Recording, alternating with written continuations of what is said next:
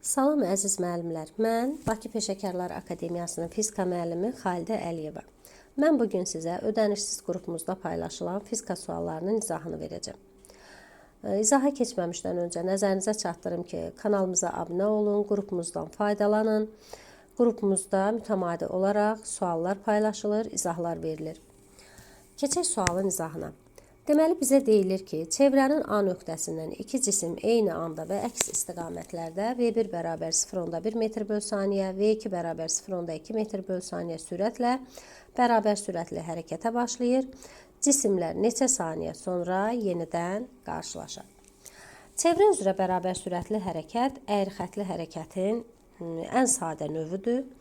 Çevrə üzrə bərabər sürətli hərəkətdə sürətin ədədi qiyməti dəyişmir. Yəni, sürətin modulu sabit qalan hərəkətdir. Və onu biz bu şəkildə yazırıq. Yazırıq V modulu sabitdir. Amma düzxətli bərabər sürətli hərəkətdə biz nə demişdik? Biz deyirdik ki, sürətin həm modulu, yəni həm ədədi qiyməti, həm də istiqaməti dəyişmir. Amma çevrə üzrə hərəkətdə sürətin istiqaməti dəyişir. Sürətin istiqaməti dəyişdiyi üçün artıq orada bir təcil meydana çıxır. Ona görə də çevrə üzrə bərabər sürətli hərəkət həm də təcilli hərəkətdir. Gəlin keçək indi məsələnin izahına. Deməli, əgər mənim cismim A nöqtəsindən ümumiyyətlə cisimlərim hərəkətə başlayıbsa, deməli, həmin cisimlər gəlib müəyyən bir B nöqtəsində görüşəcəklər. Deyək ki, burada bir B nöqtəsində görüşəcək. B nöqtəsinə gələnə qədər V2 cismim, deyək ki, bir S2 qədər yol gedəcək. V1 cismim də S1 qədər yol gedəcək. Və bunlar B nöqtəsində görüşürlərsə, qarşılaşırlarsa, deməli, eyni bir nöqtədə olacaqlar. Yəni, eyni bir koordinatda, eyni bir nöqtədə olurlar B nöqtəsində. Həmin bu cisimlərin ümumi getdiyi yol nə qədər olur? Baxıb görürəm ki, bu cisimlərin ümumi getdiyi yol S1 üstə gələk S2 qədərdir və o da çevrənin uzunluğuna bərabərdir. Yəni, elə bərabərdir. Çevrənin uzunluğu da nə qədərdir? Bilirik ki, yazırıq 2pi r qədər. Gəlin indi zamanı tapaq, görək cisimlər neçə saniyə sonra qarşılaşarlar. Yazırıq, T bərabərdir, gedilən ümumi S ümumi yol, bölünsün sürət V. Bəs sürəti nə yazmalıyıq? Elə V şəklində. Baxırıq ki, bu cisimlər əks istiqamətə hərəkət etdiyi üçün biz burada nisbi sürət yazmalıyıq. Biz də bilirik ki, cisimlər əks istiqamətə hərəkət edəndə, nisbi sürəti tapdıqda həmin sürətləri toplayırıq.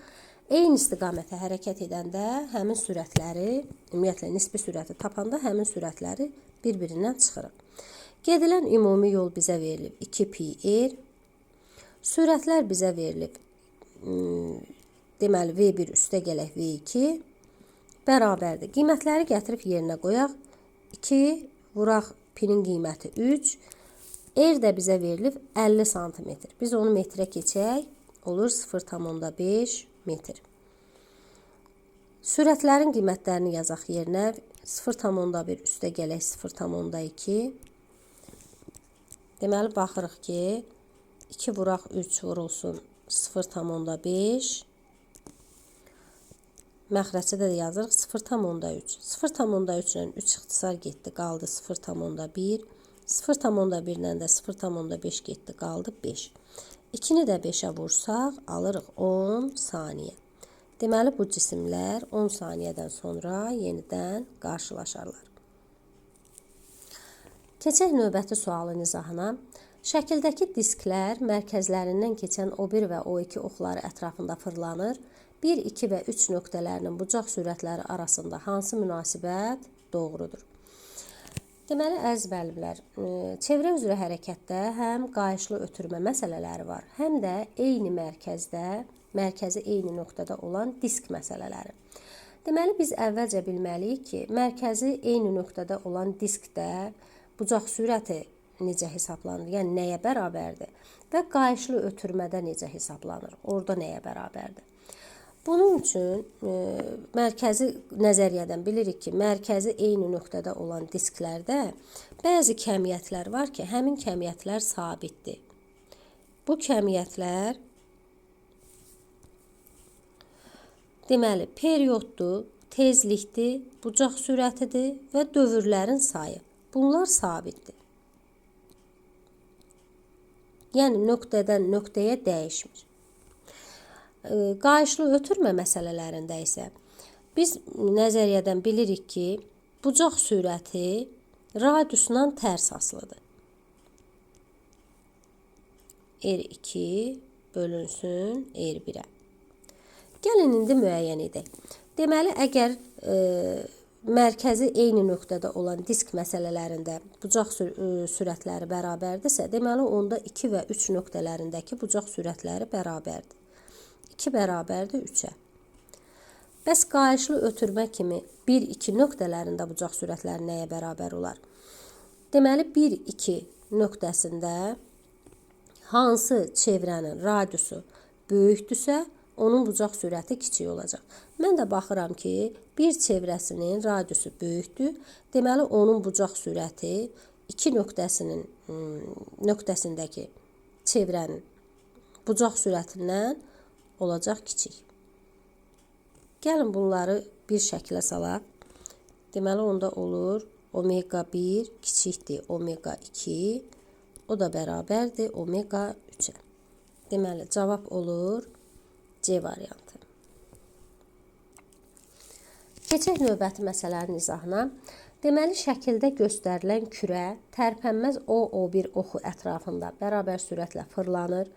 Kürə üzərində verilmiş bir nöqtəsinə uyğun mərkəzə qaçma təcili 1 metr böl saniyə kvadratı olarsa, 2 nöqtəsində neçə metr böl saniyə kvadratıdır? Deməli, bizə verilən kürə sözünü unutmamalıyıq. Çünki kürə O1 oxu ətrafında fırlanır. Deməli, bir nöqtəsi də öz ətrafında belə bir çevrə cızaraq hərəkət eləyəcək. Çevrə üzrə hərəkət eləyəcək. Həmçinin də 2 nöqtəsi. İndi biz burada müəyyən etməliyik ki, görək, bu bir nöqtəsində olan çevrənin radiusu nəyə bərabərdir? Bir nöqtəsindəki çevrənin radiusu, bir də 2 nöqtəsindəki çevrənin radiusu. Mən 2 nöqtəsindəki çevrənin radiusuna bir R deyirəm. Deyirəm R olsun.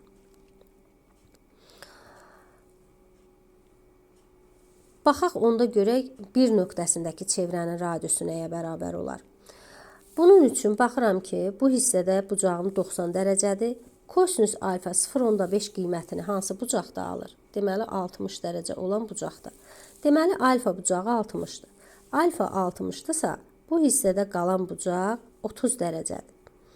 30 dərəcəli bucağın qarşısındakı katetdə hipotenuzun yarısına bərabərdir. Deməli, mənim bu hissəm radiusuydursa, bu hissəm də radiusdur. Burada radiusdur. Burada həm də bu üç bucağın nə idi? Hipotenuzudur. Ona görə də mənim R1 nöqtəsinə uyğun radiusum da R böl 2-dir. Yəni, hipotenuzun yarısına bərabərdir. Artıq radiusları müəyyən edəndən sonra biz mərkəzə qaçma təcilini müəyyən edə bilərik.